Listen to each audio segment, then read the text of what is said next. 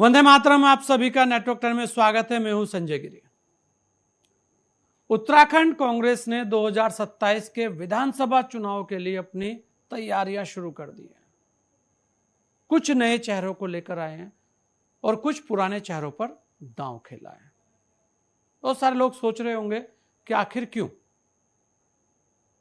क्यों अभी से ये तैयारियां शुरू हुई। और एक और बात, पुराने चेहरे की बात हुई है तो गणेश गोदियाल जी पहले भी प्रदेश अध्यक्ष थे, अभी दोबारा वो प्रदेश अध्यक्ष बनाए गए हैं, आखिर क्यों। और एक और महत्वपूर्ण बात कि डॉक्टर हरक सिंह रावत को बड़ी जिम्मेदारी दी है, प्रीतम सिंह जी को बड़ी जिम्मेदारी दी है। ये सब जिम्मेदारियों के मायने क्या हैं और आखिर ये क्यों दी गई है, ऐसे बहुत सारे सवाल हैं। बेशक लोकसभा चुनाव और महाराष्ट्र, हरियाणा, बिहार जैसे राज्यों में कांग्रेस को पराजय देखनी पड़ी है, लेकिन पार्टी उत्तराखंड को लेकर आश्वस्त है कि उत्तराखंड राज्य विधानसभा का चुनाव जीता जा सकता है। 2017 से बीजेपी सत्ता में बनी हुई है। कांग्रेस अब पूरा दमखम लगाकर सत्ता में आने की कोशिश कर रही है, इसलिए पार्टी ने समय रहते संगठन में व्यापक फेरबदल भी किया है। कांग्रेस किसी तरीके की कोई चूक वहां नहीं चाहती। आइए पहले कुछ पहलुओं पर और बदलाव पर गौर करते हैं। जैसे कांग्रेस ने उत्तराखंड में अपना अध्यक्ष बदला है। गणेश गोदियाल को दूसरी बार कांग्रेस संगठन का नेतृत्व सौंपा गया है। पहली बार उन्हें 22 जुलाई 2021 में पार्टी का अध्यक्ष बनाया गया था, लेकिन तब राज्य के सामने चुनाव थे। गणेश गोदियाल के सामने उस वक्त बहुत कुछ करने के लिए समय नहीं था। वे केवल कुछ समय इस पद पर रहे, लेकिन उन्होंने अपनी एक छाप छोड़ी। मैं सबसे पहले अपने तमाम नेतृत्व को, सेंट्रल लीडरशिप को, स्टेट लीडरशिप को धन्यवाद देता हूं कि सबने विश्वास व्यक्त किया। और मेरा ये मानना है कि निश्चित रूप में जिस उम्मीद के साथ मुझे ये जवाबदेही सौंपी गई है, मैं उस उम्मीद पर खरा उतरूंगा। मैं पहले भी इस पद पर रहा हूं। मेरा तब ये विश्वास था कि निश्चित रूप में हम सरकार में आ रहे हैं उस समय, लेकिन भारतीय जनता पार्टी ने जो कुचक्र रचे, हम उस कुचक्र से अपने को बचा नहीं पाए और खास करके यहाँ की जनता को नहीं बचा पाए। क्योंकि लोकतंत्र में होता यह है कि उस कुचक्र का जो खामियाजा है वो जनता को भुगतना पड़ रहा है, और आज जनता उस खामियाजे को भुगत रही है, झूठ फैलाकर, कुचक्र रचकर। जो पहले की राजनीति थी वो आज के दौर में नहीं दिखती है। पहले साफ सुथरी राजनीति होती थी, हमें उस साफ सुथरी राजनीति की आदत पड़ी है, तो कुचक्रों से लड़ने का हमारा अनुभव नहीं था। लेकिन भारतीय जनता पार्टी, होता है ना कि समय के साथ साथ अपने को ठीक करना पड़ता है, तो जिस प्रकार से भारतीय जनता पार्टी लगातार कुचक्र रचकर चुनाव लड़ने की कोशिश कर रही है, तो हम अपने को उस तरह से तैयार करने की कोशिश कर रहे हैं कि हमें किसी के खिलाफ कुचक्र नहीं करना है, लेकिन भारतीय जनता पार्टी के कुचक्रों से अपने को बचाना है, प्रदेश की जनता को बचाना है। तो हम इस तैयारी के साथ हैं। और मेरा मानना है कि हम 2027 में जो आने वाले अगले साल इलेक्शन है, निश्चित रूप में उस इलेक्शन में उन कुचक्रों से इस प्रदेश की जनता को बचाकर विजय हासिल करेंगे। और आप देखेंगे कि गणेश गोदियाल, जब कांग्रेस ने गणेश गोदियाल जी को पौड़ी सीट पर प्रत्याशी बनाया, तब उनके सामने अनिल बलूनी जी चुनाव लड़ रहे थे। लेकिन देखा जाए तो पौड़ी लोकसभा को लेकर सबसे ज्यादा चर्चा आ रही है। यह भी कहा गया कि गणेश गोदियाल जी ने वहां पर एक अच्छा जन समर्थन हासिल किया है। एक बार समझते हैं कि गणेश गोदियाल को अध्यक्ष पद सौंपने के पीछे खास रणनीति क्या हो सकती है। केवल इसलिए नहीं कि हरीश रावत ने कहा है कि ब्राह्मण नेता को अध्यक्ष बनाया जाना चाहिए, इससे अलग भी है। गणेश गोदियाल को कहा जाता है कि वो जमीनी नेता है और गुटबाजी से दूर रहते हैं। मैंने ये नहीं कहा था कुछ ऐसा। मैंने ये कहा था कि सनातन धर्म उदार है, सहिष्णु है, समावेशी है। उसी तरीके से ब्राह्मण भी उदार है, सहिष्णु है, समावेशी है। कांग्रेस भी उदार है, सहिष्णु है, समावेशी है। ये तीनों का स्वभाव एक समान है, और जब भी इनमें से एक कमजोर हुआ है तो दूसरा भी कमजोर हुआ है, ये कहा था मैंने। अब अमृत मंथन से जो निकला है हमारे संगठन सृजन की इस प्रक्रिया से, जो अमृत निकला है वो समन्वयवादी अमृत है और हम सब को बहुत खुशी के साथ आनंदित होकर के उस अमृत को अपने साथियों में और राज्य की जनता में बांटना चाहिए। उत्तराखंड में गणेश गोदियाल लोकप्रिय नेताओं में एक है। गणेश गोदियाल ने राज्य में कई मुद्दे उठाए हैं और वो सुर्खियों में रहे हैं, बीजेपी पर दबाव बना है। अगर बात करें जन सरोकार के मुद्दों को लेकर तो उन्होंने कई बार आवाज उठाई, पद यात्राएं भी की हैं। बेशक लोकसभा चुनाव में उन्हें सफलता नहीं मिली, लेकिन पौड़ी संसदीय क्षेत्र चर्चा में रहा।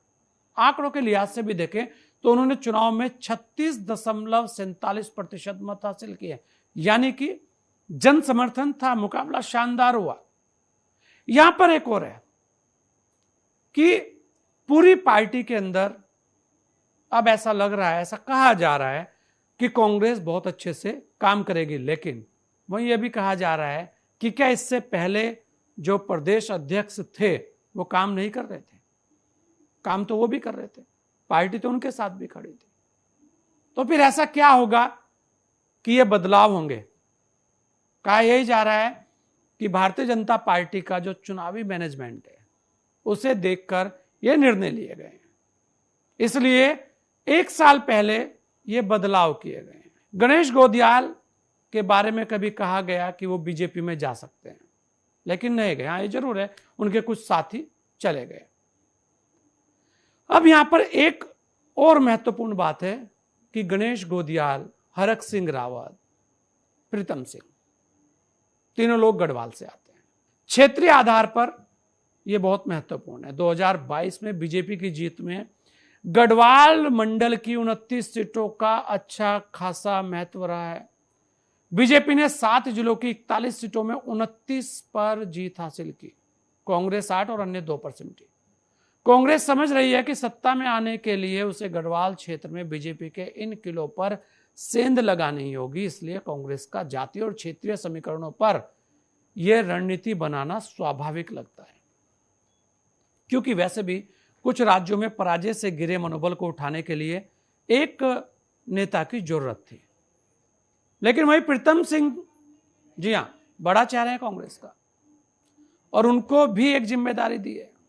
उसकी भी वजह, प्रीतम सिंह लगातार वो भी किसी गुट में नजर नहीं आया उत्तराखंड की सियासत में।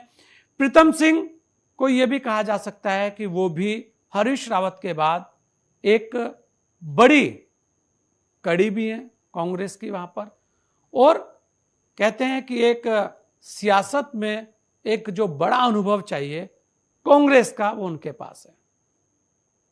उनके पिताजी भी कांग्रेस के बड़े नेता रहे हैं, उत्तराखंड के बड़े नेता रहे हैं। उत्तराखंड की सियासत में प्रीतम सिंह एक अनुभवी राजनेता है और उनके पिताजी गुलाब सिंह कांग्रेस के मंजे हुए छत्रप नेता थे। प्रीतम सिंह उत्तराखंड बनने के बाद लगातार विधायक बनते आए हैं और चक्रोता से उन्हें चुनौती देने की जितनी बार भी कोशिश हुई है, लेकिन कभी भी जो उनका वर्चस्व है उसे कोई नहीं हिला पाया है। प्रभावी हैं, गतिशील नेता हैं और ज्यादा विवादों में नहीं रहते हैं।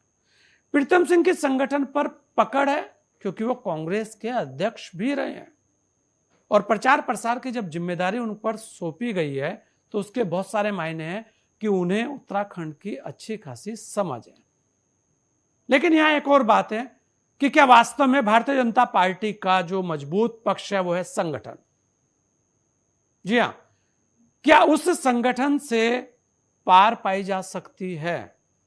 क्योंकि इस बार कांग्रेस ने कुछ चीजें ऐसी की है जिसे देखकर बहुत सारे लोग चौंक गए हैं, क्योंकि तीनों नेता तीनों के तीनों गढ़वाल से और तीनों गढ़वाल के बड़े चेहरे। कांग्रेस चुनाव में मजबूती से उतरना चाहती है, संकेत तो इससे दिख रहा है। ऐसे में जरूरी है कि बीजेपी के मुकाबले में कांग्रेस के तर्कश में शब्द बाण भी हो। कांग्रेस बीजेपी सरकार की जिन कमियों को मानकर चलती है उसे प्रीतम सिंह के नेतृत्व में मुखर ढंग से मंचों पर उठा सकती है। प्रीतम सिंह कांग्रेस के प्रचार तंत्र को इसलिए भी गति दे सकते हैं, वे राजनीति में रहते हुए ज्यादा विवादों में नहीं रहे हैं। हाँ, ये जरूर है कि कुछ ना कुछ विवाद तो हर किसी के साथ लग ही जाते हैं। राजनीति में कहा जाता है कि राजनीति काजल की कोठरी है, तो थोड़े बहुत दाग तो रहते ही हैं। प्रीतम सिंह विधानसभा में मुद्दों को उठाते रहे, विधानसभा में सर्वश्रेष्ठ विधायक चुने जाने का गौरव भी उन्हें हासिल है। ऐसे में कांग्रेस उन्हें आगे कर चल रही है। प्रीतम सिंह क्षेत्रीय सरोकारों से ज्यादा जुड़े रहे हैं। प्रीतम सिंह का जनसंपर्क रखने का अनुभव है, गांव की राजनीति को बेहतर समझते हैं। कांग्रेस को अपना संदेश गांव तक पहुंचाना है। ये वो चीज है जो शायद कांग्रेस को लग रहा है कि भारतीय जनता पार्टी का जो चक्रव्यूह है उसे भेदा जा सकता है, इसलिए कुछ पुराने नेताओं को वो बाहर लाने में कामयाब रही है। लेकिन यहां एक और ऐसा चेहरा है जिस पर चर्चाएं हो रही हैं, जिसे कहा जा रहा है कि आखिर क्यों हरक सिंह रावत। हरक सिंह हमेशा चर्चाओं में रहते हैं। पूर्व कैबिनेट मंत्री हरक सिंह रावत को चुनाव प्रबंधन समिति का अध्यक्ष बनाया गया है। देखिए, चुनाव प्रबंधन समिति बड़ी महत्वपूर्ण समिति है, क्योंकि ऐसा कहा जाता है कि हरक सिंह रावत तेज तर्रार हैं, अनुभवी हैं और दिग्गज नेताओं में हैं। वे 1991 में यूपी में मंत्री बने थे, तब उत्तराखंड की राजनीति में बीजेपी में भी रहे और कांग्रेस में भी। राज्य में लगातार मंत्री रहे, नेता विपक्ष भी रहे। वन मंत्री के तौर पर भी कार्य किया, कांग्रेस में भी किया, भारतीय जनता पार्टी में भी किया। मतलब आप समझ सकते हैं कि दोनों दलों की राजनीति को वो अच्छे से समझते हैं। दोनों दलों के अंदर क्या क्या हो सकता है वो अच्छे से समझ सकते हैं, और शायद यही एक बड़ा कारण है कि हरक सिंह रावत को चुनाव प्रबंधन की जिम्मेदारी दी गई है। वैसे तो हरक सिंह रावत लगातार विवादों में भी रहे हैं, लेकिन कांग्रेस का मानना है कि उनकी गतिशीलता और तेज तर्रार छवि पार्टी में कार्यकर्ताओं में उत्साह का संचार करेगी। दूसरा, वो बेबाक बोल देते हैं, संगठन पर उनकी पकड़ है। बीजेपी के सामने उनकी बोल्ड छवि का फायदा भी होगा। हरक सिंह कांग्रेस के पुराने नेता भी कहे जाते हैं, लेकिन कांग्रेस इसे जातीय और क्षेत्रीय संतुलन के तौर पर देख रही है। तो मैंने हमेशा पार्टी हाईकमान का बहुत आभारी हूं कि उन्होंने हम पे भरोसा किया है, बहुत अच्छी टीम बनाई है। माननीय कर्ण मेराजू को राष्ट्रीय पदाधिकारी बनाया है। यशपाल आर्य जी पहले से ही विपक्ष के नेता हैं, भुवन कापड़ी उपनेता हैं, और इस तरफ प्रीतम भाई को, गणेश गोदियाल जी को प्रदेश का अध्यक्ष बनाया है। मुझे भी जिम्मेदारी दी है। तो एक बहुत अच्छी टीम पूरे प्रदेश में, हर कोने से, पूरे प्रदेश में एक अच्छी टीम दी है। तो निश्चित रूप से, और क्योंकि इस समय कांग्रेस का 2027 में चुनाव जीतना उतना ही आवश्यक है, क्योंकि अगर जितना प्रदेश के लिए बहुत आवश्यक है। गोदियाल जी से बात हुई, प्रीतम भाई, हम लोग सब लोग एक हैं भाई।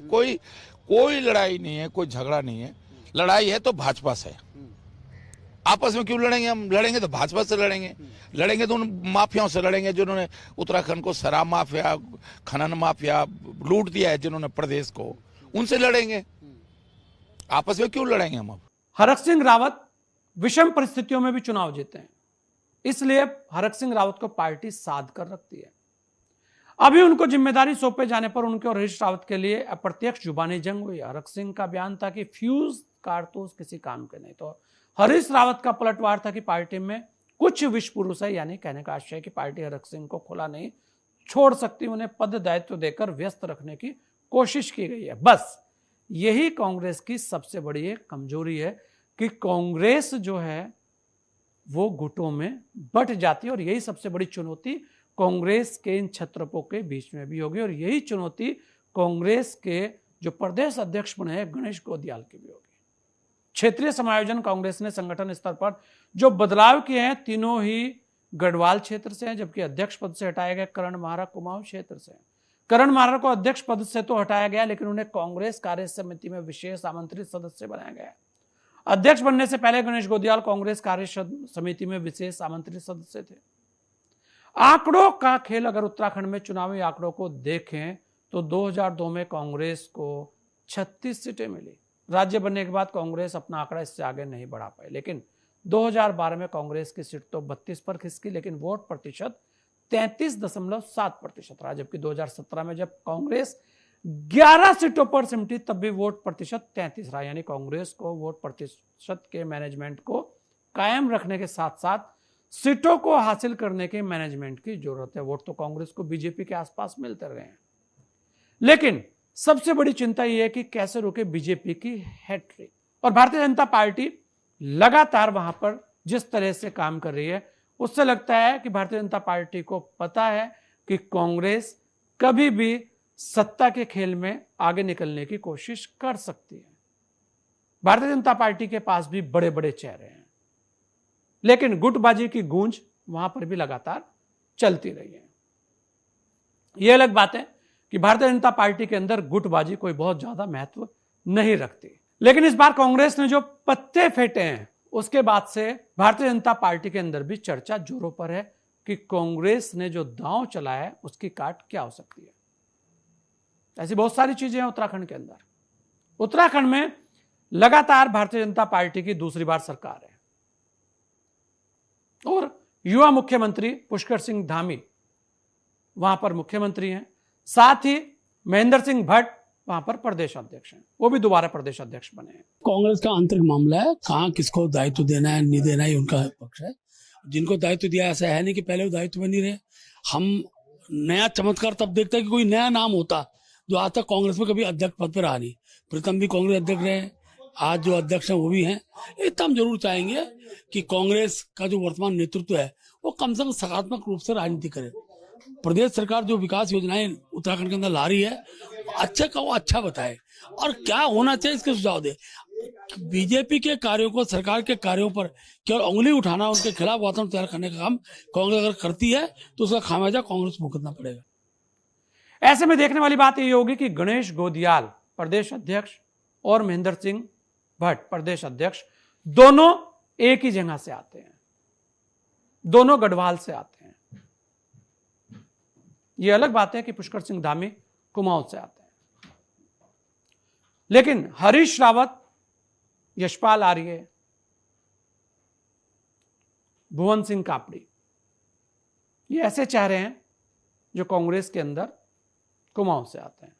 देखा जाए तो एक और फैक्टर बहुत अहम होता है कि जब बात होती है कि भारतीय जनता पार्टी और कांग्रेस के जो समय रहा है, कार्यकाल रहा है, उस पर तब भी दोनों ही दलों पर बहुत सारे आरोप लगते रहे हैं। एक यहां समझने वाली बात यह भी है कि कांग्रेस के ही कुछ बड़े दिग्गज अब भारतीय जनता पार्टी के बड़े दिग्गज हैं, चाहे वो सतपाल महाराज हो और चाहे वो विजय बहुगुणा हो, चाहे वो सुबोध उनियाल जी हो। ये वो चेहरे हैं जो कभी कांग्रेस की रीढ़ की हड्डी हुआ करते थे, लेकिन अब वो भारतीय जनता पार्टी की ताकत है। लेकिन इतना जरूर है कि कांग्रेस की इस बार की तिगड़ी जो बनाई है वो कितना इफेक्ट छोड़ेगी ये तो समय बताएगा, लेकिन भारतीय जनता पार्टी में चर्चा जरूर छिड़ी है कि आखिर ये हुआ कैसे है। हरीश रावत जी को लेकर यह कहा जा रहा है कि हरीश रावत जी जो हैं अब वो पुराने चावल हो चुके हैं, लेकिन वहीं बहुत सारे लोग ये मानते हैं। तो हरीश रावत आज भी जनता को जोड़ने की ताकत रखते हैं। देखने वाली बात यह होगी कि क्या कांग्रेस एकजुट हो पाएगी, क्या कांग्रेस एकजुट होकर लड़ पाएगी, और क्या कांग्रेस भारतीय जनता पार्टी के अभेद चक्रव्यूह को भेद पाएगी। क्योंकि भारतीय जनता पार्टी जो हर समय चुनाव के मोड़ में रहती है, लगातार काम करती है, जिसके पास बड़े बड़े चेहरे हैं, क्या वहां पर यह तिगड़ी काम कर पाएगी। इतना जरूर है कि उत्तराखंड में इस बार बहुत सारे मुद्दों को लेकर लोग सड़कों पर दिखे हैं, युवाओं के अंदर भी बहुत सारी बातें हुई हैं, लेकिन ऐसा कहा जाता है कि जो मैनेजमेंट है भारतीय जनता पार्टी का वो सक्षम है और बहुत सारी चीजों को कवर कर लेता है। अभी समय है चुनाव में, लेकिन कहते हैं कि मोहरे सज चुके हैं। देखने वाली बात यही होगी कि उत्तराखंड के अंदर आने वाले समय में ऊंट किस करवट बैठता है। इतना जरूर है कि गुटबाजी दोनों जगह है, कौन उस गुटबाजी से पार पाकर सत्ता की जो चाबियों ले जाएगा ये तो उत्तराखंड की जनता समय पर भी बताएगी। लेकिन यहां पर बहुत सारे सवाल हैं, उन सवालों के जवाब आप भी तलाशिए कि वास्तव में उत्तराखंड की राजनीति को लेकर आप क्या सोचते हैं। ऐसे हम फिर एक बार आएंगे कुछ सवालों को लेकर कि आखिर क्यों ये सवाल बने हैं। तब तक के लिए दीजिए मुझे इजाजत। जय हिंद।